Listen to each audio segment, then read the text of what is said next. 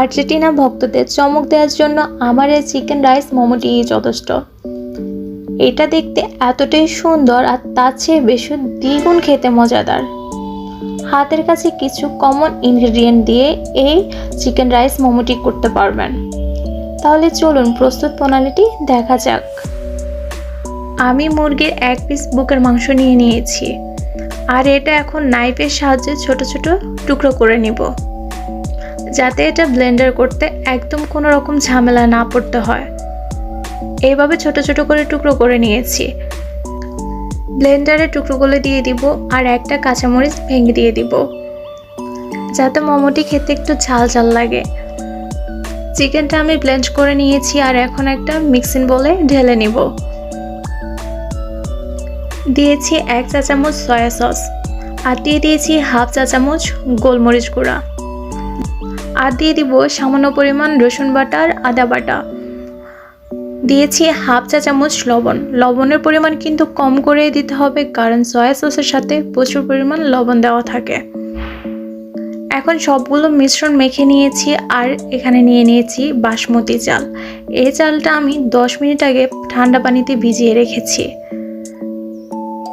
হাতের তালুতে আমি সামান্য পরিমাণ মিশ্রণ নিয়ে নিয়েছি আর গোল গোল করে বল তৈরি করে নিয়েছি।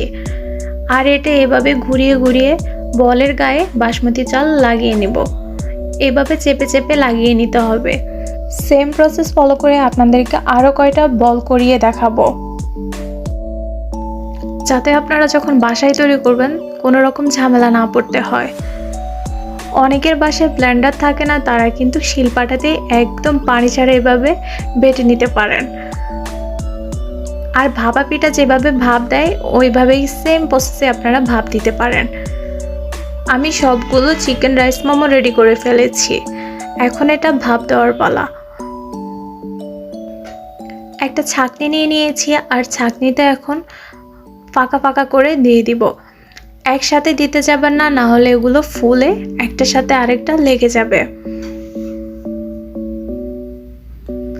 কারণ চালগুলো যখন সিদ্ধ হবে তখন এটা অনেকটাই ফুলে যাবে। অন্যদিকে আমি পানি সিদ্ধ করে নিয়েছি, আর এখন চাটনিটা দিয়ে ঢাকনা দিয়ে দিব। এটা দমে রেখে দেব 20 মিনিটের জন্য।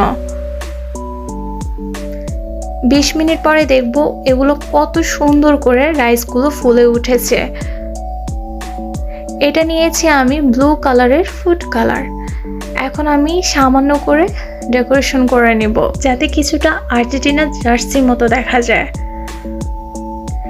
এই চিকেন রাইস মোমোটা আর্জেন্টিনা ভক্তদের ইমপ্রেস করার একমাত্র উপায়, যে কেউ চমকে যাবে। আবারও 5 মিনিটের জন্য ঢাকনা দিয়ে দিব, যাতে ফুড কালারের পানিটা একদম শুকিয়ে যায়। ঢাকনা খুলে এটা পরিবেশন করে নিব। আর আপনারা চাইলে এটা চিলি সস বা সয়া সস দিয়ে খেতে পারেন।